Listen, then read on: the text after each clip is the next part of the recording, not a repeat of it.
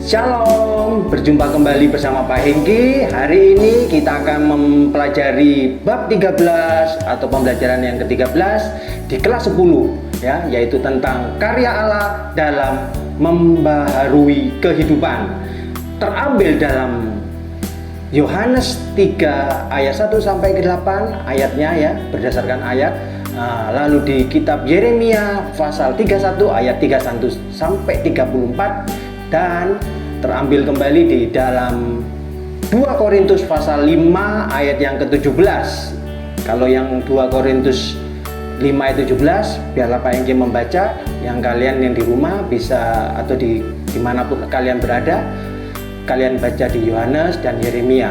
Kita baca di dalam 2 Korintus 5 ayat yang ke-17. Jadi siapa yang ada di dalam Kristus, ia adalah ciptaan baru ya. Ia adalah ciptaan baru.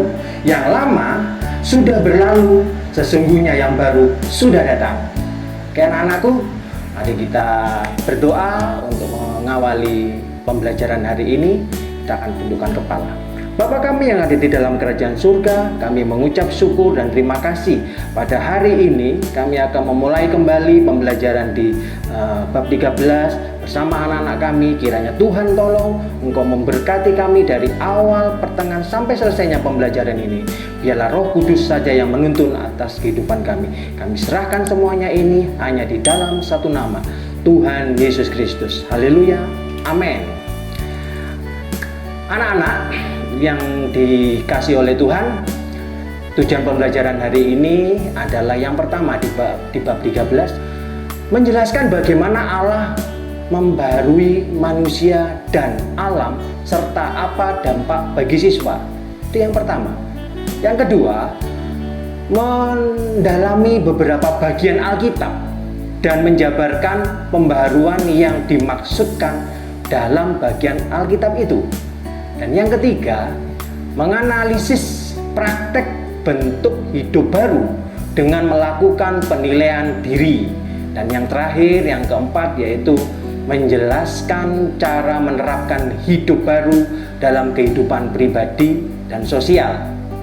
Anak-anakku yang dikasihi Tuhan, pada pembelajaran di bab ke-13 ini merupakan kelanjutan dari bab 12. Dalam bab 12 fokus pembahasan pada Allah sebagai pembaharu kehidupan melalui Roh Kudus.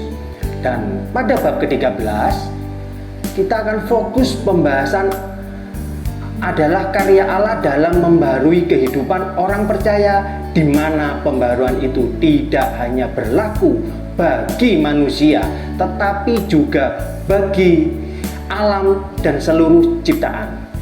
Dalam pembaharuan itu, keselarasan hidup antara manusia dan alam dipulihkan, dan sebagai bagian dari pemulihan itu, manusia membaharui visinya menyangkut keselarasan hidup dengan alam ciptaan Allah.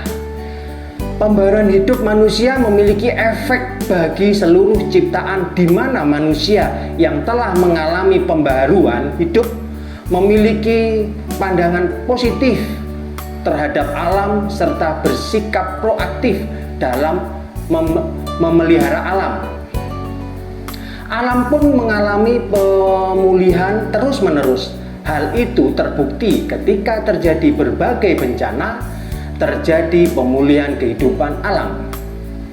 Anak-anakku yang dikasihi Tuhan, dalam rangka membahas topik ini, kamu akan melakukan pendalaman terhadap bagian Alkitab yang menulis tentang pembaharuan hidup manusia. Selanjutnya, diskusikan berbagai kasus yang berkaitan dengan pembaharuan hidup manusia dan alam. Anak-anakku yang dikasihi Tuhan, poin yang kedua yaitu memahami makna karya Allah dalam membaharui kehidupan. Di kalangan remaja dan kaum muda, seperti kata change atau perubahan bukanlah merupakan kata yang asing. Kata tersebut sudah menjadi ikon yang menandakan adanya tuntutan perubahan ke arah yang lebih baik. Berkaitan dengan istilah change, makna pembaharuan dalam judul pembelajaran ini hampir sama karena mengandung unsur perubahan ke arah yang lebih baik. Mengapa manusia membutuhkan pembaharuan? Bukankah manusia telah diselamatkan oleh Allah melalui Yesus Kristus? Karena telah diselamatkan oleh Allah melalui Yesus Kristus, maka manusia harus mewujudkan hidup yang baru. Menurut istilah Rasul Paulus, orang beriman harus hidup menurut roh dan bukan menurut daging. Hidup menurut roh artinya manusia memberi diri untuk dipimpin oleh roh. Jika kamu memberi dirimu dipimpin oleh roh, berarti kamu hidup menurut ajaran Yesus yang ada di dalam Alkitab. Baik pikiran, perkataan, maupun perbuatan kamu hendaknya sepadan dengan ajaran Alkitab. Seperti contoh gambar di samping ya, yaitu Yesus bercakap-cakap dengan Nikodemus.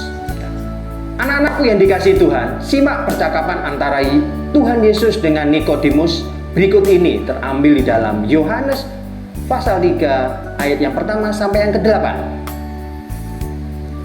Rabi, kami tahu engkau datang sebagai guru yang diutus Allah, sebab tidak ada seorang pun yang dapat mengadakan tanda-tanda yang engkau adakan itu jika Allah tidak menyertainya.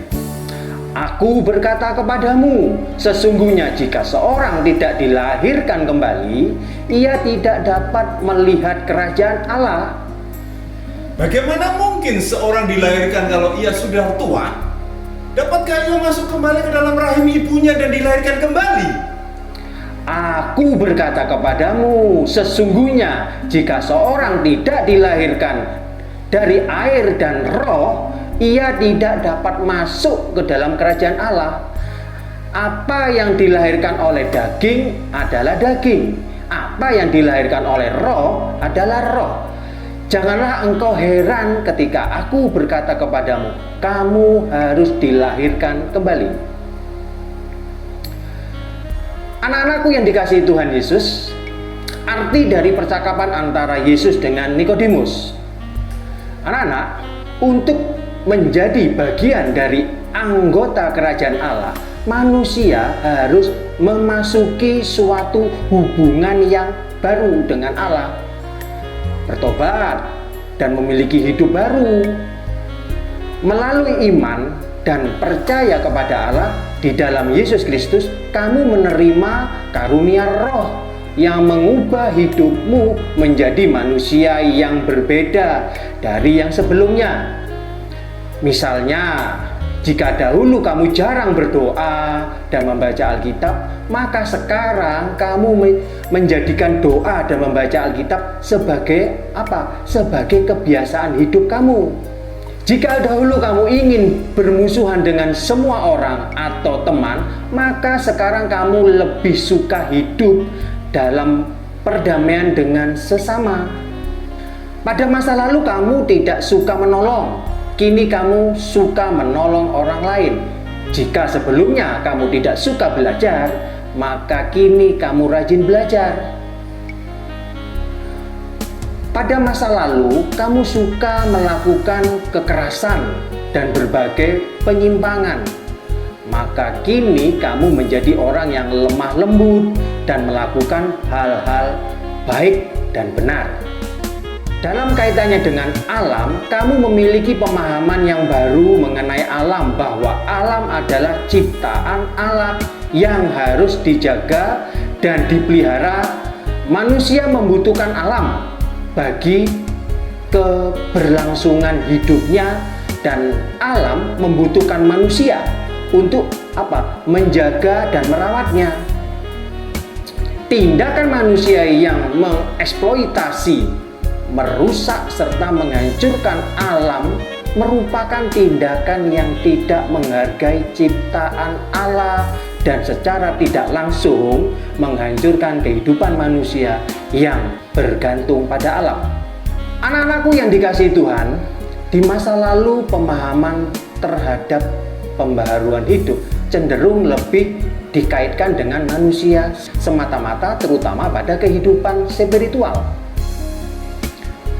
Padahal pembaruan hidup mencakup keutuhan seluruh ciptaan, termasuk alam semesta, tempat manusia hidup dan bertumbuh. Pembaruan hidup tidak hanya menyangkut kehidupan spiritual semata-mata, namun kehidupan manusia secara utuh. Manusia sebagai makhluk ciptaan yang telah diselamatkan dan dibaharui adalah manusia yang utuh. Anak-anakku, mungkin kamu bertanya, bukankah Tuhan Yesus sudah menyelamatkan manusia dan melalui keselamatan itu manusia memperoleh pembaharuan hidup? Mengapa manusia harus dilahirkan kembali? Yesus memang telah menyelamatkan manusia dari hukum dosa.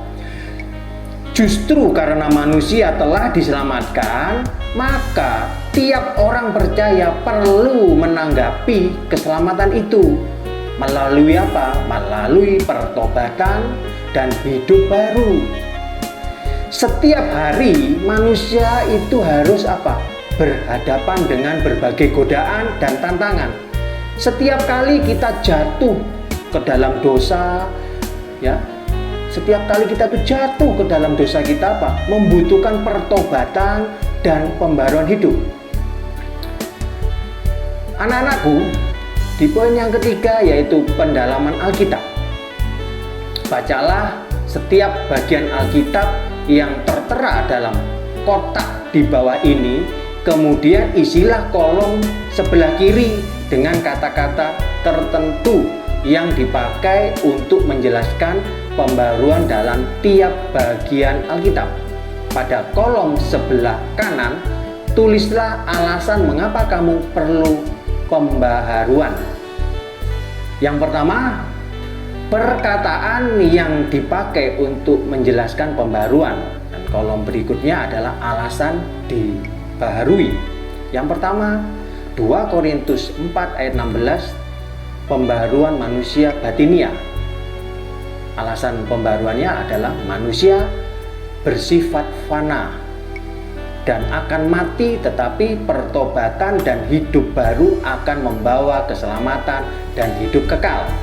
Yang kedua, Yohanes 3 ayat 3-6, pembaruan melalui air dan roh supaya memperoleh keselamatan. Dan yang ketiga, dalam Kolose 3 ayat yang ke-8 sampai ke-10, menanggalkan manusia lama dan mengenakan manusia baru, yaitu untuk memperoleh pengetahuan yang benar tentang Khaliknya atau Sang Pencipta. Yang keempat, Roma 6 ayat 4, supaya sama seperti Kristus telah dibangkitkan dari antara orang mati, yaitu kolom sebelahnya, kita dikuburkan bersama Kristus supaya kita bisa dibangkitkan dan hidup dengan hidup yang baru sama seperti Kristus. Yang kelima terambil dalam 2 Korintus 5 ayat 17, di dalam Kristus ciptaan baru. Ya, alasan diperbarui apa? Yang lama sudah berlalu dan segala sesuatu dijadikan baru. Yang keenam, Efesus 4 ayat 24 sampai 25, mengenakan manusia baru yang menurut kehendak Allah. Berikutnya, hidup benar di hadapannya dan hidup di dalam jalan yang kudus. Yang ketujuh, 1 Petrus 1 ayat 22 sampai 23. Kita telah disucikan oleh kebenaran. Berikutnya anak-anak, dilahirkan kembali oleh benih yang tidak dapat rusak atau firman Tuhan. Yang kedelapan, kita dituliskan di situ yang kolom ke-8, Yehezkiel 11 ayat 19 sampai 20. Hati yang baru dan roh yang baru. Kolom berikutnya, supaya mereka hidup menurut ketetapan Tuhan. Yang kesembilan, dalam Titus 3 ayat 5, kelahiran kembali. supaya Allah menyelamatkan. Nah, yang ke-10, Galatia 5 ayat 24 sampai 25 itu apa? Menyalibkan daging, ya. Supaya menjadi milik Yesus Kristus. Yang ke-11, Roma 7 ayat 9 sampai 11 adalah perintah Tuhan, ya. Perintah supaya apa? Supaya membawa kepada hidup. Dan yang terakhir, anak-anakku yang dikasih Tuhan, 1 Yohanes 5 ayat 18 sampai ke 20, lahir dari Allah. Agar apa? Supaya kita mengenal yang benar. Anak-anakku yang dikasih Tuhan, setelah kalian tadi mengisi di kolom itu, di bawah ini kan ada bagan, ya. Ya, ada Alkitabnya, di situ ada ayat-ayat yang harus kalian isi nanti di rumah, ya. Efesus 2 ayat 4 sampai 10. Kita diselamatkan karena kasih karunia. Lalu kalau kita sudah diselamatkan kasih karunia, pasti ada kaitannya dengan apa? Di kitab Galatia 6 ayat 15 itu apa? Ciptaan baru. Nah, setelah kita mendapatkan ciptaan baru apa? Tersambung kembali di Yohanes 5 ayat 24 itu apa? Mendengar dan taat kepada apa? Firman Tuhan. Anak-anakku yang dikasih Tuhan, di dalam Roma 6 ayat 2 sampai 4 itu apa? Kita dibaptis oleh kematian Yesus supaya kita dibangkitkan juga oleh kemuliaan Tuhan, ya. Nah, di Efesus 4 ayat yang ke-24 itu apa? Mengenakan manusia baru, ya. Ingat, manusia baru. Yang terakhir di dalam Titus 3 ayat yang ke-5, kamu diselamatkan karena kasih karunia Tuhan. Anak-anakku yang dikasih Tuhan, kamu dapat mengerjakannya di buku latihan supaya bukumu ini dapat dipakai oleh adikmu atau saudaramu, ya. Seperti Pak Hengki dulu itu dicoret-coret tidak boleh, jadi harus dipakai, ya, supaya bisa turun-temurun. Ada juga bagian Alkitab lainnya yang menulis mengenai pembaharuan. Lalu bacalah bagian Alkitab berikut ini dan tuliskan gambaran mengenai pembaharuan hidup dalam bagian Alkitab tersebut. Tuliskan kesimpulan mengenai pembaharuan berdasarkan pemahaman kamu terhadap bagian Alkitab yang telah kamu pelajari.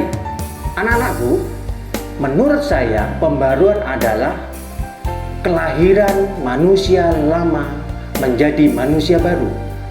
Kita dilahirkan secara jasmani menuju pengenalan Kristus Yesus sebagai Tuhan dan Juru Selamat.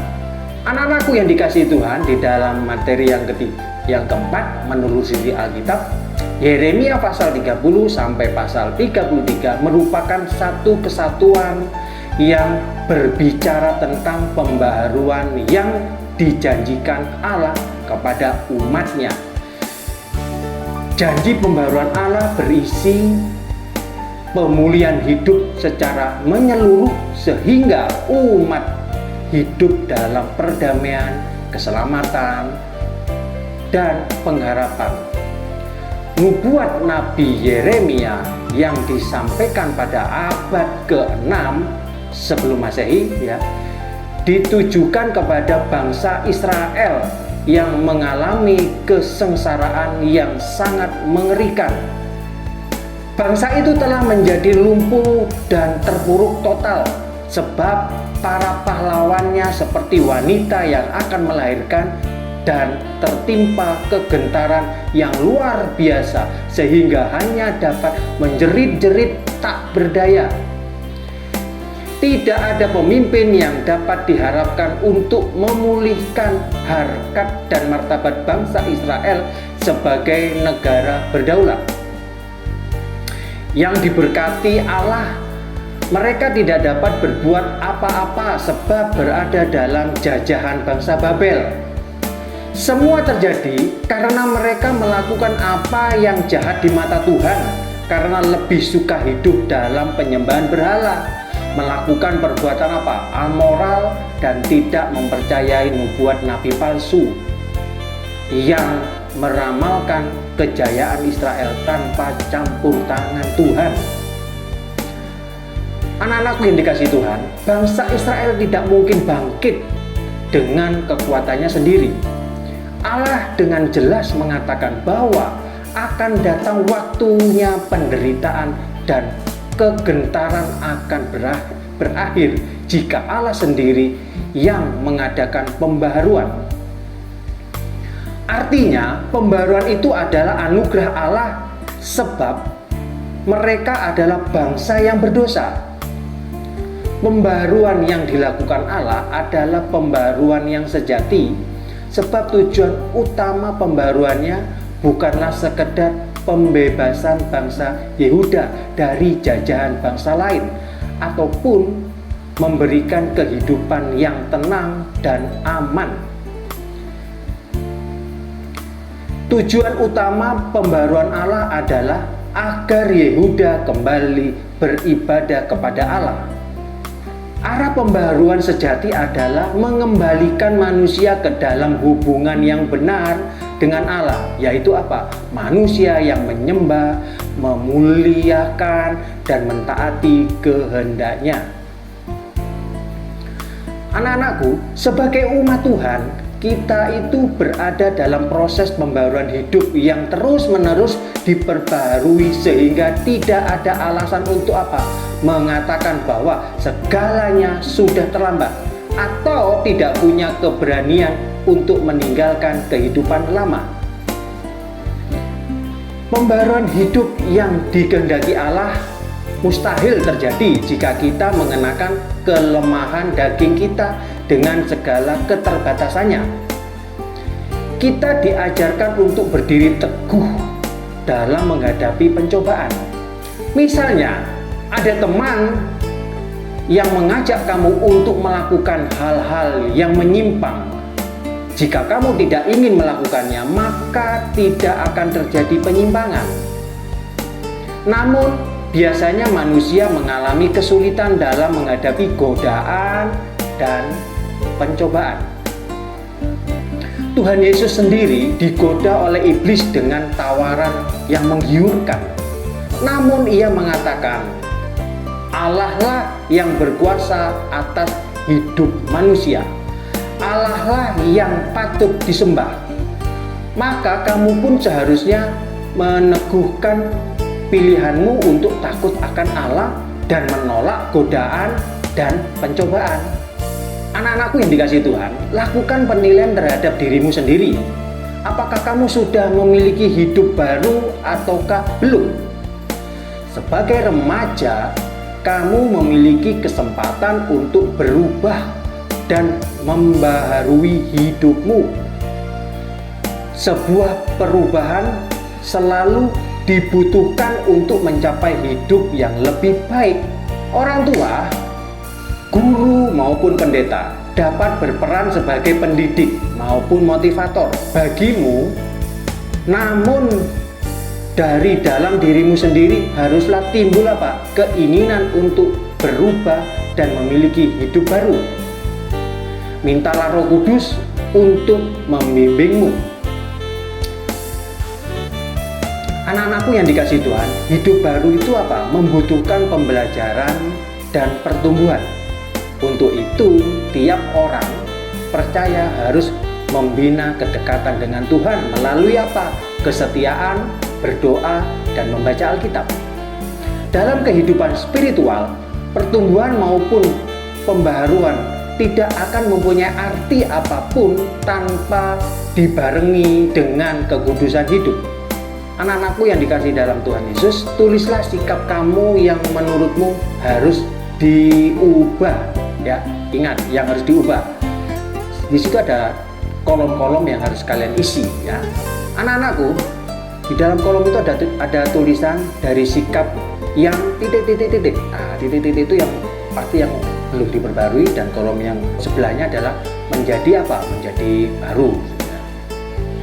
Malas, akhirnya apa? Menjadi rajin. Nah, yang pertama, tidak suka memelihara tanaman dan pohon. Nah, berikutnya adalah setelah menjadi baru apa? Suka bercocok tanam dan berkebun. Nah, kedua, disuruh malas untuk bantu cuci piring dan pakaian. Tetapi berikutnya, suka ringan tangan. Artinya ringan tangan itu apa? Ya, ringan tangan itu suka membantu orang tua cuci piring dan pakaian. Disuruh untuk ibadah, malas dan capek alasannya. Tetapi setelah pembaharuan, suka beribadah dan mau ikut untuk melayani Tuhan. Anak-anakku yang dikasihi Tuhan, isilah kolom tersebut di atas dengan sejujurnya. Kerjakan di buku yang lain, misalnya buku latihan ya. Di situ ada mengenai apa? Mengetahui orang tua, tanda tangan ya. Ada catatan dari orang tua. Orang tua apa? Memberikan catatan yang bersifat mendorong anaknya untuk berubah. Anak-anakku yang dikasihi Tuhan, hidup baru artinya melakukan kehendak Allah dalam hidup. Apakah mungkin seorang remaja SMA kelas 10 dapat melakukan kehendak Allah dalam hidupnya? Coba kamu kemukakan pendapatmu ya. Kalau menurut saya sebagai remaja ya, sebagai anak remaja SMA kelas 10, yaitu dapat melakukan ya kehendak Allah. Jelaskan jawabanmu, ya jelas. Anak kecil aja nurut. Ya, apalagi kita sebagai anak SMA pasti lebih dewasa ya. Anak-anakku yang dikasihi Tuhan, Kitab Roma 12 ayat 2 menulis, berubahlah oleh pembaharuan budimu. Pembaharuan budi merupakan karya Roh Kudus yang dianugerahkan kepada tiap orang percaya. Memang kita telah ditebus oleh Yesus Kristus, namun manusia terus berjuang untuk melawan keinginan daging yang berlawanan dengan keinginan roh, sebagaimana tercantum dalam buah roh ada di dalam Galatia 5 ayat 22 sampai 23. Anak-anakku yang dikasihi Tuhan, pertama, kehendak Allah dinyatakan di dalam Alkitab. Menurut kitab 2 Timotius 3 ayat 16, tuliskan yang diilhamkan Allah bermanfaat untuk mengajar, menyatakan kesalahan, membarui kelakuan, mendidik orang dalam kebenaran. Dalam rangka memahami dan menerima apa yang diperintahkan Allah dalam Alkitab, tiap orang percaya membutuhkan apa? Pembaruan akal budi. Tanpa akal budi yang diperbarui, sulit bagi kita untuk apa? Memahami perintah Allah yang ada dalam Alkitab. Bayangkan, ada banyak pernyataan yang begitu keras menyangkut perintah Allah yang merupakan kehendaknya. Misalnya, mengenai apa? Mengenai penyangkalan diri, kasih, mengasihi musuh, kesucian, jangan menghakimi sesama, jualah segala hartamu dan berikan kepada orang miskin, dan lain-lain. Menurutmu, dari semua perintah itu, manakah yang paling berat bagimu?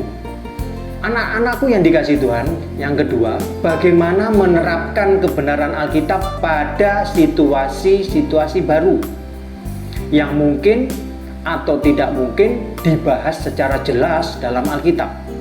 Alkitab tidak memberitahu kita siapa yang layak menjadi teman, sahabat, bagaimana belajar dengan baik, bagaimana mewaspadai pornografi, dan penggunaan alat komunikasi secara bijak. Bagaimana memanfaatkan media sosial atau medsos seperti Facebook, Twitter, dan lain-lain. Bagaimana caranya menghindari tekanan dari teman-teman, bahkan menghadapi kekerasan. Alkitab mengajarkan banyak prinsip dasar yang dapat kita gunakan dalam menghadapi tiap situasi, terutama dalam memutuskan apa yang akan kita lakukan.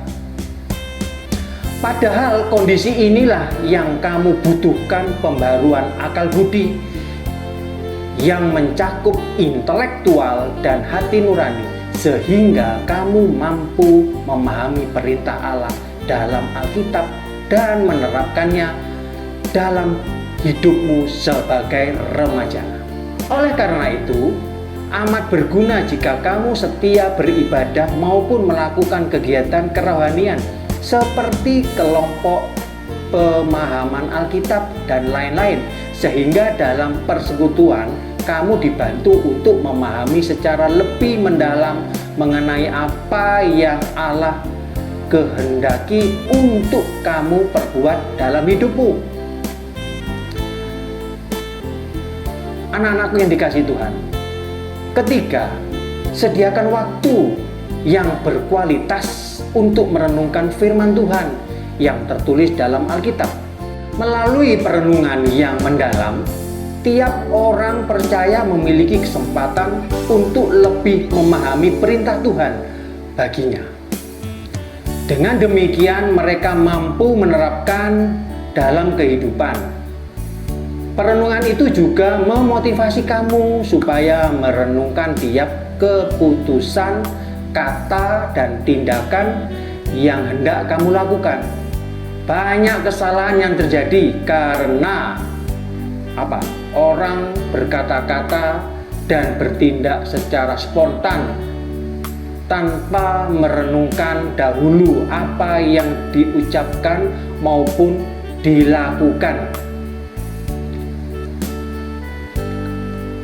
Banyak kata-kata dan tindakan yang jahat lahir dari sikap spontan karena dipicu oleh kemarahan ataupun kekecewaan. Ada pepatah yang mengatakan, jangan membuat keputusan ketika sedang marah. Seseorang diminta mengambil waktu dan merenung. Dalam arti berpikir dengan bijak sebelum mengambil keputusan. Apakah kamu pernah mengalami ketika dalam kemarahan ataupun kekecewaan mengatakan atau melakukan sesuatu yang kemudian kamu sesali? Hal itu terjadi karena kamu belum mengalami pembaharuan budi. Anak-anakku yang dikasihi Tuhan, menerapkan hidup baru dengan cara pandang yang baru terhadap alam.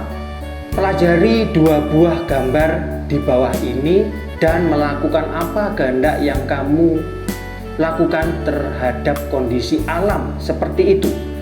Sebagai manusia yang telah mengalami pembaharuan budi, bagaimana kamu menilai 2 buah gambar ini, terutama dalam kaitannya dengan Allah sebagai pembaru hidup manusia dan alam? Anak-anakku yang dikasihi Tuhan, bencana alam makin meluas. Beberapa waktu terakhir ini berbagai media cetak dan elektronik itu memberitakan bencana alam yang semakin meluas. Hal itu terjadi karena kelalaian dan keserakahan manusia.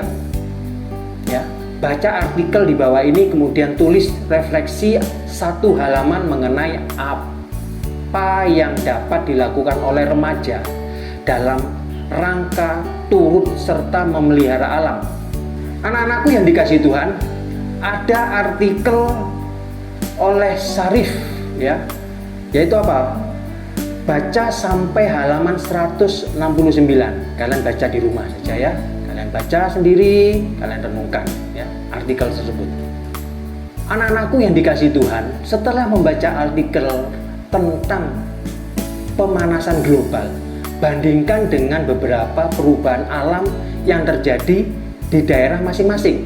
Misalnya dahulu musim hujan dan musim panas berlangsung secara teratur, tetapi sekarang tidak sama sekali lagi tidak sama lagi. Di tengah musim panas turun hujan lebat, angin kencang dan lain-lain, cuaca semakin panas, bencana semakin banyak terjadi.